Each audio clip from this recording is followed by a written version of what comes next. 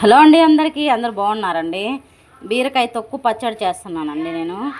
వీటిలో బీరకాయ తొక్కు పైన ఉంటుంది కదండి, ఆ పీలు, టమాటోస్ ఒక 4 వేసానండి, బెండకాయలు ఒక 3 వేసాను ఎగ్జాక్ట్గా.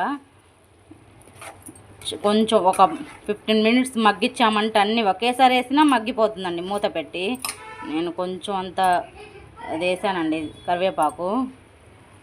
మిక్సీ పట్టేటప్పుడు కొంచెం 4 చిన్నులపాయ రెబ్బలు, చింతకాయ తొక్కు ఉంటుంది కదండి మన ఇంట్లో, చింతకాయ పచ్చడి, అది వేసేసి పట్టేసుకుంటే చాలా బాగుంటుందండి. కొంచెం సేపు మగ్గాలి, నేను ఇంకా ఇవ్వాల.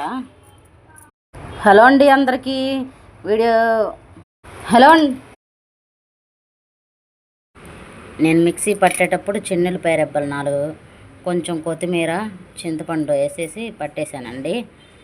బీరకాయ తొక్కని ఎవరు పడేయద్దు, వాటిలో చాలా హెల్త్ బెనిఫిట్స్ ఉంటాయండి. ఇలాంటి చాలా సింపుల్ రెసిపీస్ కోసం మన ఛానల్ని సబ్స్క్రైబ్ చేయండి, లైక్ చేయండి, షేర్ చేయండి. బీరకాయ పొట్టు మీద ఉండే చాలా